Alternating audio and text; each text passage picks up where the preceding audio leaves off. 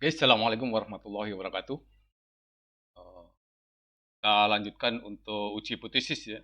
Kalau video sebelumnya kita membahas tentang uji hipotesis rata-rata populasi dengan sifat satu arah, maka kali ini kita akan membahas uji hipotesis rata-rata populasi dengan sifat dua arah. Nanti bagaimana kalau kita melakukan uji hipotesis dengan sifat dua arah? Apa perbedaannya nanti? Oke, nah, saya ambil sebuah kasus ini.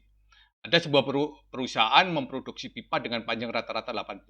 Jadi perusahaan itu memproduksi pipa uh, dengan klaim rata-rata itu 80. Jadi panjangnya pipa yang diproduksi itu 80 cm dengan simpangan baku 7 cm.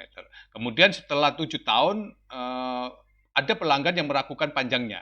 Jadi ketika 3 tahun berjalan, pelanggan itu meragukan panjang pipanya itu 80 cm itu diragukan. Maka dia melakukan sebuah bentuk penelitian dengan mengambil sampel secara acak sebanyak 100 pipa dan mengukurnya. Ternyata dari 100 pipa tersebut itu rata-ratanya itu mempunyai panjang 83 cm dengan standar deviasi tetap yaitu 7 cm. Maka pertanyaannya adalah apakah ada alasan untuk meragukan bahwa bahwasanya panjang rata-rata pipa yang dihasilkan adalah 80 cm pada taraf signifikansi 5%. Jadi apakah pelanggan tersebut itu mempunyai alasan untuk mengatakan dan meragukan bahwasanya pipa yang diproduksi oleh perusahaan tadi itu mempunyai panjang 80 cm. Oke ya, nanti kita akan hitung, kita uji hipotesisnya.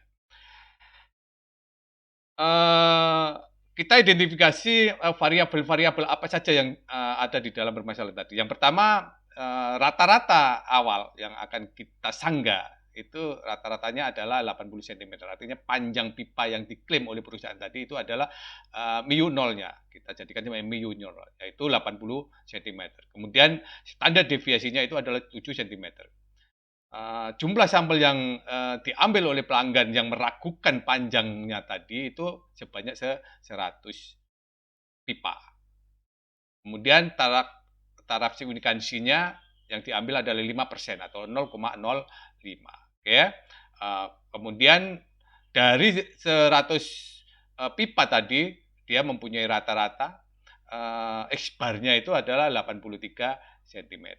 Ya, nah itu adalah variabel-variabel atau parameter-parameter yang ada yang kita identifikasi dari permasalahan tadi. Oke. Kemudian kita lanjutkan untuk langkah-langkah pengujian. Langkah-langkah pengujiannya. Yang pertama yang harus kita lakukan adalah kita harus merumuskan yang namanya hipotesisnya. Ya. H nolnya yang akan kita sanggah atau yang akan kita buktikan. Ini ya, artinya yang akan ingin kita buktikan itu ya. Karena kita meragukan panjangnya 80 cm, maka itu kita jadikan sebagai rumusan H0-nya, yaitu mu sama dengan 80. Karena kita meragukan panjangnya itu, maka kita bisa merumuskan hipotesis alternatifnya, karena hipotesis alternatif itu selalu bertolak belakang dengan hipotesis nol, maka kita bisa merumuskan H alternatifnya itu adalah mu tidak sama dengan 80. Kalau tidak sama dengan 80 bisa kurang bisa lebih. Nah, ketika kita menggunakan pola pikir atau dasar pemikiran seperti itu, ini bisa kita jadikan sebagai tolak ukur untuk melakukan pengujian dua arah. Karena bisa kurang dari 80 cm, bisa lebih dari 80 cm. Maka bisa dikatakan bahwasanya nanti pengujian ini adalah bersifat dua arah atau dua sisi. Oke? Itu rumusan dari hipotesis. Kemudian taraf signifikansinya. Yang ditentukan itu adalah 5%. Baru setelah itu ketika taraf signifikansinya sudah kita tentukan 5%, maka kita bisa mencari yang namanya nilai Z tabelnya. Karena kita menggunakan pengujian dua arah, maka Z-nya itu bukan Z alfa lagi, tapi Z setengah alfa. Karena alfanya nanti kita bagi menjadi dua sisi, untuk sisi kiri dan sisi kanan. Oke ya. Nah, jadi Z-nya adalah setengah alfa, alfanya adalah 0,05, berarti nanti Z-nya adalah Z 0,025 ya. Maka kita akan cari di dalam tabelnya. Nah, nilainya berapa? Sama seperti ketika kita mencari nilai Z sama dengan Z 0,05, Begitu juga dengan Z 0,025. Kita mencari di daerah sini. Nilai Z nilai 0,025. 0,025 itu ada di mana? Oh, ternyata di sini. Kita tarik ke sini. Oh, di sini ada min 19. Kemudian tarik ke atas. Oh, ada 0,06. Maka nilai Z 0,025 itu ketemunya adalah min 1,96. Jadi ini akan kita jadikan sebagai poin kritis atau ini garis perbatasan ya, yang membatasi antara daerah penolakan H0 dan penerimaan H0. Kalau kita gambarkan nantinya akan menjadi seperti ini. Karena kita menggunakan sisi kiri dan sisi kanan, maka nilai min 1,96 kalau itu ada pada posisi kiri. Kalau pada posisi kanan berarti 1,96. Jadi sebenarnya kalau boleh dihitung secara ini ya, kalau kita melakukan perhitungan, itu sebenarnya nilai yang ada di sebelah kanan itu adalah 1 dikurangi Z 0,075, apa? 975. Jadi Z-nya itu adalah nilai Z 0,975. Berarti nanti nilainya di sini itu adalah nilai 1 dikurangi Z 0,975. Atau karena ini karena selalu simetris ya. Biasanya rata-rata kalau di sini negatif, di sini positif. Nah, nilainya hanya yang membedakan itu ada tandanya negatif dan positif. Nah, nilainya sama seperti itu ya. Oke. Nah, ini daerah-daerahnya. Ketika kita sudah memetakan daerah-daerah penerimaan H0 dan penolakan H0, baru kemudian kita melakukan atau menentukan atau menghitung statistik ujinya atau Z hitungnya. Oke, Z hitungnya nanti berapa? Oke. Nah, ini titik kritisnya, titik-titik kritis atau titik-titik perbatasan didapatkan dari Z tabel. Ya. Nah, ini yang membedakan antara pengujian dua sisi dan satu sisi. Kalau satu sisi itu daerahnya itu hanya ada dua, daerah penolakan H0 dan penerimaan H0. Jadi satu ya, lebih besar atau lebih kecil atau lebih besar. Nah, kalau dua sisi seperti ini, maka daerah penolakannya itu ada dua daerah. Kurang dari titik kritis atau Z alfanya, setengah alfa.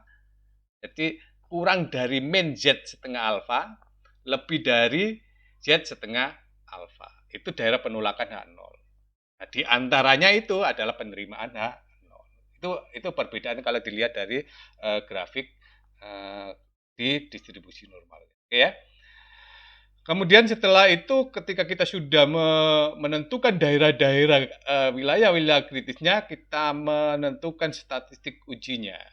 Ya, kita statistik ujinya dengan menggunakan formulasi yang sama ya, untuk melakukan uji satu sisi pada video sebelumnya, yaitu X bar dikurangi mu 0 dibagi dengan standar deviasi dibagi dengan akar jumlah sampel. Oke. Nah, kemudian X barnya itu 83, yaitu rata-rata dari sampel 100 pipa tadi.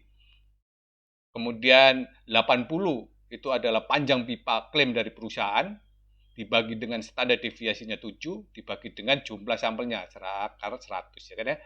Nah, itu ketemunya adalah 4,29. Nah, ini kemudian baru kita bandingkan atau istilahnya kan kita lihat 4,29 itu nanti jatuh pada daerah mana. Dia lebih kecil min 1,96 atau lebih besar 1,96 atau di antara min 1,96 dan 1,96. Jadi nilai Z hitungnya ini nanti akan kita bandingkan, dia ada di antara min 196 sampai 196 atau lebih besar 1,9 atau kurang dari 1,9. Ya. Oh, ternyata dia ada di daerah lebih besar 1,96. Istilahnya kan seperti itu kan. Kalau kita bandingkan kan 4,29 kan lebih besar dari 1,96. Artinya dia ada di daerah mana? Daerah penolakan H0. Karena nilai Z-nya ini lebih besar dari 1,96. Kalau nilainya Z hitungnya atau statistik ujinya itu lebih besar dari 1,96, berarti dia ada di daerah penolakan H0. Kalau ada di daerah penolakan H0, maka kesimpulannya adalah tolak H0. Nah, ketika kita menolak H0, artinya apa yang diragukan pelanggan tadi memang mempunyai bukti. Maka bisa kita dapatkan sebuah kesimpulan pada taraf signifikansi 5% terdapat perbedaan signifikan antara X83 dan MIU 80. Dan itu tidak terjadi karena faktor kebetulan. Artinya ada kesalahan produksi dari perusahaan tadi.